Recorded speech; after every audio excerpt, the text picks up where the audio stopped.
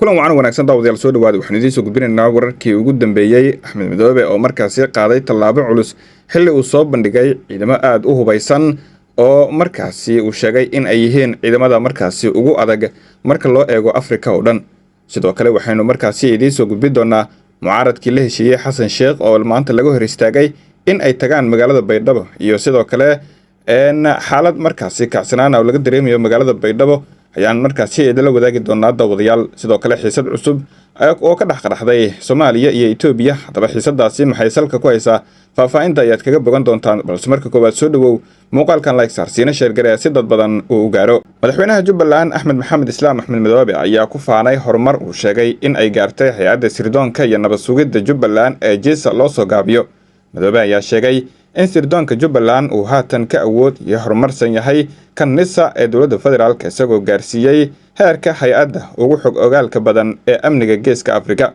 Axmed Madoobe ayaa hadalkan ka sheegay munaasabad shalay lagu daafurayay xarunta dhexe cusub ee JISA oo si casri ah loo dhisay laguna tilmaamay mid ka mid ah xarumaha sirdoonka ee ugu horumarsan dalka.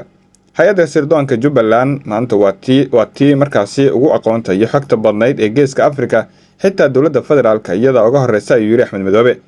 madaxweynaha waxa uu xusay in JISA ay gaartay heer sare oo xirfadeed iyo awood farsamo oo lagu kalsoonaan karo taasoo uu ku sheegay natiijo ka dhalatay dadaal iyo maalgelin uu markaasi isagu hormuud ka ahaa tan iyo markii la aasaasay hay'adda sanadkii 2013. xarunta cusub ee la furay ayaa la sheegay in lagu qalabeeyay tiknoolajiyad casri ah oo awood u siinaysa JISA inay si degdeg ah u ururiso u falanqayso uguna jawaabto xogaha amniga ee gobolka. waxaa sidoo kale halkaa ka shaqeynaya saraakiil si gaara markaasi loo tababaray. hadalkan ayaa imaanaya xilli dalka ay ka taagan tahay xiisad siyaasadeed iyo ismariwaa u dhexeeya dowladda federaalka iyo dowlad goboleedyada taasoo saameyn ku yeelatay wada shaqaynta hay'adaha amniga. Axmed Madoobe ayaa horey markaasi ugu dhaliilay dowladda federaalka in ay carqaladaysay wada shaqaynta amniga isagoo ku dooday intaasi ay sababtay in Jubbaland si buuxda markaasi u madax banayso hay'adeeda sirdoonka iyo sidoo kale nabad sugidda. dhinaca kale siyaasiyiinta mucaaradka ee dhawaan la heshiiyey madaxweyne Xasan Sheekh ayaa laga hor istaagay in maanta ay u safraan magaalada Baydhabo ee xarunta maamulka Koonfur Galbeed Soomaaliya. xubnahan oo qorshahoodu ahaa in ay halkaasi ka bilaabaan doorashooyinka qof iyo cod ee kula heshiiyeen dowladda federaalka ayaa laga hor istaagay safarkooda kadib markii uu qorshahooda diiday hogaamiyaha Koonfur Galbeed. xildhibaano la hadlay warbaahinta ayaa ku eedeeyay maamulka Koonfur Galbeed in uu diyaaradaha ku wargeliyay in aysan soo qaadi karin siyaasiyiinta ka soo jeeda deegaanadaas oo ay ku jiraan gudoomiyaashii hore ee golaha shacabka Maxamed Mursal iyo Shariif Xasan. warar hoose oo soo baxaya ayaa sheegaya in ra'iisul wasaare hore Cumar Cabdirashiid uu haatan bilaabay waan si loo dejiyo xaaladda siyaasiyiinta si aysan markaa uga bixin garabka dowladda federaalka oo dhawaan ay la heshiiyeen. maalmo ka hor ay ahayd markii ilaa 3 xisbi siyaasadeed ay ka baxeen garabka dowladda federaalka lana safteen mucaaradka iyagoo dowladda Xasan Sheekh ku eedeeyay in aysan daacad ka ahayn doorashooyinka. inkastoo weli maamulka Koonfur Galbeed uusan ka hadlin arrintan haddana haddii ay sii socoto waxa ay muujinaysaa kala aragti duwanaanta dowladda dhexe iyo dowlad goboleedyada taabacsan in ay isku raacsanayn hanaanka doorashooyinka ee socdo.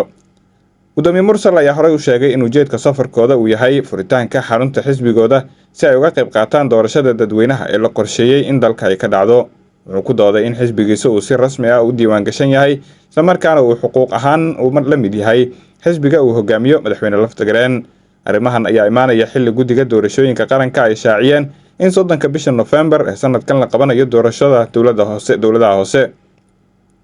hore qorshuhu waxa uu ahaa in doorashooyinka golayaasha deegaanka ay bilowdaan dhamaadka bisha October balse waxaa yimid dib u dhac sababo la xiriira markii dib loo furay diiwaangelinta oo fursad loo siiyey xisbiyadii ay furteen qaar ka mid ah xubnihii markaasi ka baxay madasha samata bixinta ee heshiiska buuxa la galay madaxweyne Xasan Sheekh. guddiga ayaa haatan shacabka Soomaaliyeed ku wargeliyay inay u diyaar garoobaan qabsoomidda doorashooyinka qof iyo cod taasoo ay markaasi ugu horeyso tan golaha deegaanka ee markaasi lagu dooranayo. dowladda federaalka ayaa weli ku dhagan qorshaha hirgelinta doorashooyinka qof iyo codka waxaase weli markaasi banaanka ka jooga oo diidan maamulada Jubbaland, Puntland iyo siyaasiyiinta mucaaradka ay ku midaysan markaasi madasha samata bixinta. dhanka kale waxaa soo ifbaxaysa xiisad u dhaxaysa Itoobiya iyo Soomaaliya taasoo salka ku haysa qorshaha dowladda federaalka maamul cusub ugu sameynayso gobolka soodinta ku yaala ee Gado.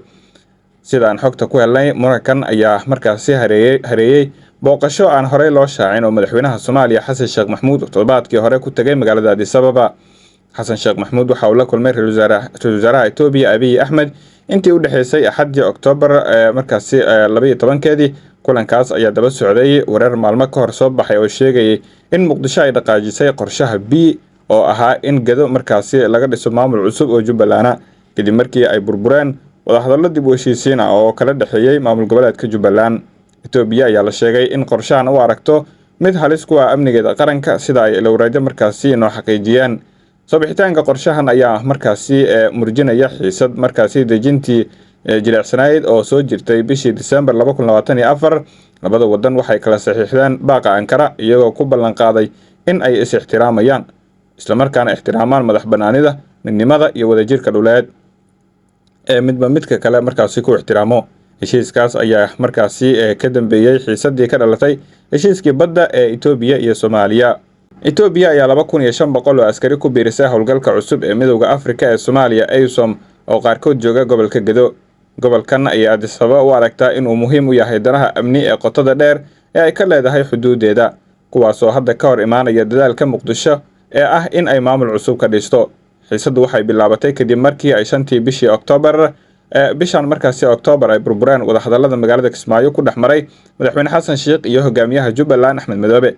burburkaasi kadib hogaanka Muqdisho ayaa ansixiyay qorshe markaasi lagu dhisayo maamul cusub oo barbar socda Jubbaland kaasoo fadhigiisu noqon doona Garbaharey oo ah xarunta gobolka Gedo sida ay sheegeen ilwareedyo la hadlay warbaahinta. madaxweyne Xasan Sheikh ayaa markaasi loo sheegay in mas'uuliyiin uu u sheegay wadahadalladii Kismaayo ay ahaayeen wado markaasi xiran, isagoo inta raaciyay waxa dhamaaday xilligii maamulada markaasi aan dastuuriga ahayn Muqdisho wali wax markaasi war rasmi ah kama soo saarin qorshahan. Itoobiya waxay si weyn uga soo horjeedaa qorshaha Gedo sida ay ilwareedyo markaasi noo sheegeen si ay markaasi u muujiso sida ay arrintani dhab uga tahay. Addis Ababa ayaa dhowaan saraakiil military iyo sirdoon ah u dirtay Doolow oo ah magaalo xuduudeed Soomaaliyeed oo ka tirsan gobolka Gedo. khilaafka ayaa salka ku haya loolan juqraafi siyaasadeed oo intan ka ballaaran oo ay ku jirto colaadda soo jireenka u dhaxaysa Itoobiya iyo Masar ee ku aadan biyo-xireenka weyn ee markaasi horumarka ee Itoobiya.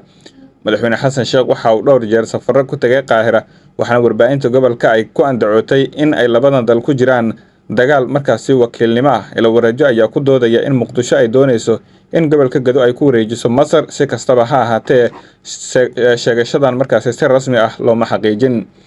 haddaba haddaad nala soo gaartay dhammaadka muuqaalkan, fadlan waxaan kaa codsanaynaa inaad nagu soo biirto, subscribe-kana noo taabato, muuqaalkana like garayso, aragtidaadana qaybta markaasi faallada noogu reebto. mahadsanidin.